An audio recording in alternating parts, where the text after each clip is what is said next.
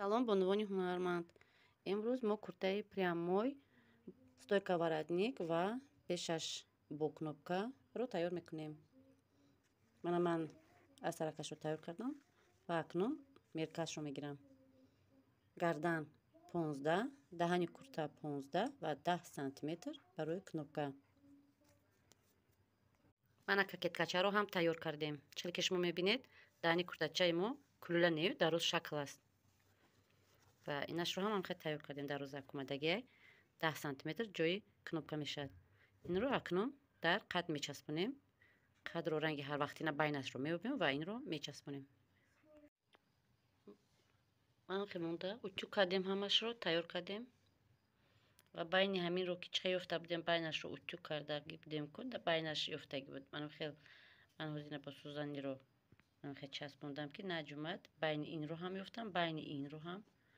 баъд аз ҳаминҷо то инҷо 11 сантиметр монда, аз байн ин тараф чен як пад лапочка то инҷа ва аз инҷо ман хеле чоркунҷа шакл кашидам. акун онро ман хеле кардам то инҷа, аз инҷа то инҷа кунҷ ба омада камакак закрепка мемонем ва боз боло ин тарафашро медузем. ана бо мошина строчка задем. инҷаро ҳаман хеле тайёр кардам. анакун ранги ҳарвақтина бурида тайёр кардаги ҳамаш ранги ҳарвақтина. инро ба тарафи чап гардонда обработка мекунем. пешакро духта тайёр кардем. ман ҳамаш тайёр. ман аз тарафи пушт ҳамин қадар ки ман дар инҷо ман хеле вытичка мондам 2 сантиметр, дарозиш 16 сантиметр. акун аз тарафи қафо мана ин астаракашро бо клейка клей мекунем. мана аз пуш клей ҳам кардем. мана вытичкои гуфтагим мана хеле мебиёд. аз тарафи пеш вақте ки воротникро часпондем, дар ин пеш планка мебиёд, мана инҷа наметобад. мана гарданакро ҳам буридем, оли китфро набурида, аз сабаби он ки аз ман оли инҷа ки вытичка дошт, ман бояд аввал инҷо вытичкашро тайёр кунам ва ин дафъа мо дар горловинка намечаспонем, барое ки дар инҷо воротник мебиёд. меркаҳоро кашида тайёр кардам. акнун аз рӯи мелҳо мебурам, аз рӯи меркаҳа мебурам. ва дар наворҳои гузашта гуфта будам ки пеши курта бояд 1 сантиметр поянашро дарозтар монем. ман ҳама мондам. баъд аз он полукруг мебурем.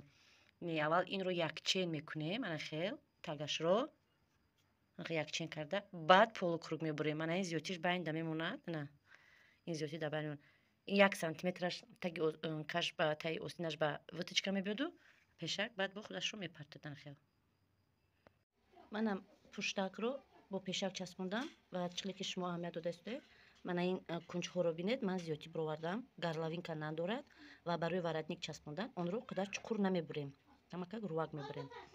анами зиёдтӣ ҳозир дар вақти часпондани воротник ба мо лозим мешавад.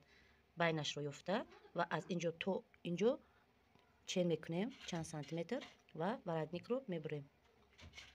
манам хел болои ҳам монда, мана хел ду тараф мо байни инро пуштакро меёбем ва аз ҳаминҷо чен мекунем, гирдо ба гирд чен мекунем то ҳаминҷо 25 сантиметр, 1 сантиметр ҳаққи духт дарз даромаданро мемонему, воротникро пора мекунем. мана воротникро ҳам духтем. ман нукашро кулла кардам.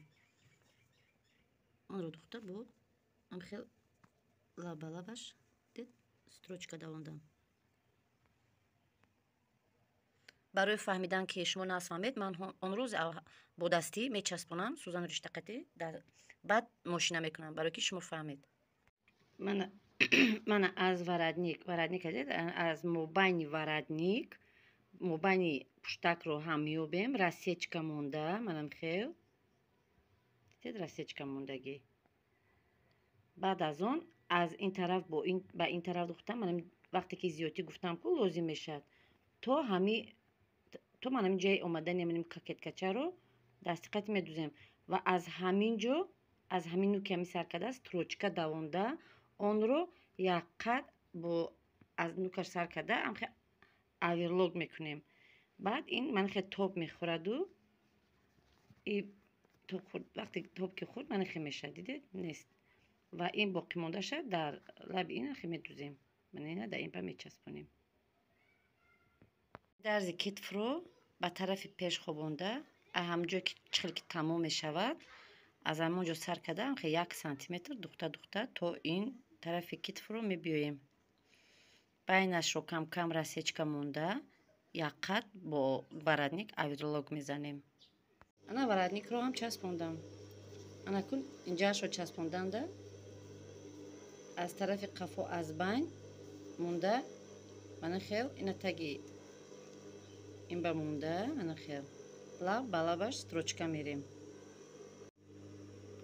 وقتی که یکم строчка رو دووندم لب балаб دووندم بینید لب балаб و بعد دیومش رو من خیل شوف این برای چسباندن بود اینش برای اون که من این طرف رو قپدم مستحکم تر شود و فسونی همی دهنی کرته رو گم نکند. من ورودنیک رو هم چسباندیم. من اینجا شبیه قضیاتی دارد.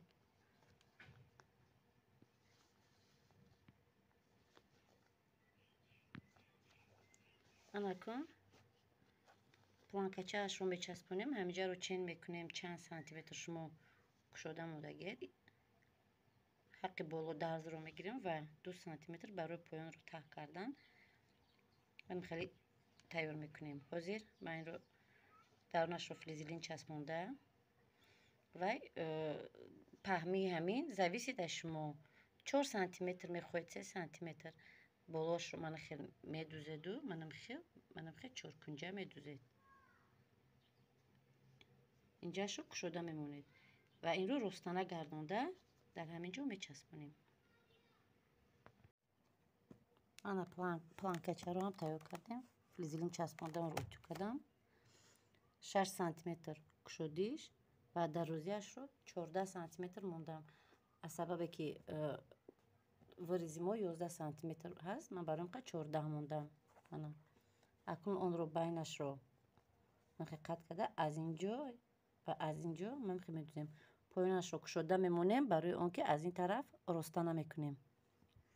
پلانکچه رو هم دوختیم. من پایینش رو وقتی کشوده مونده بودیم این طرف رستانه کردیم و در اون ته کردم رو اتو کردم من خیلی روز کردیم. بعد اهمیت من نگاه کنید من جای درز بلند و کمک سرنیشیب رفته است برای اون که وقتی در اینجا موندن این خیلی اینجا قدی توغری گیرد. اگر اینجا رستکتر می بود من اینجاش بروماده می استود. نکن اون رو گرفته در همینجا او دیاکا کدام می چسبونیم. هم خیلی که نیکت چسبونیم 2 قطار یا بر 1 قطار با 1 قطار که منو خیلی با من خیلی تونیم اینجا که بالا که می بیم منو خیلی حرف گ.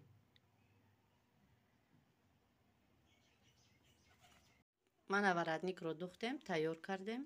من پلانکاش رو هم دوختیم. من چه خیلی اومد نصیب کرده باشد این کرته حجی حج پوشیده می رفته است. من هم ویتچگه گفتگی هم رو دوختم. اکنون ایسونش رو هم آستینش رو بریده و تایکشش رو بریده آستین می چسبونیم. اینجا با کنوپکا می زنیم 3 تا.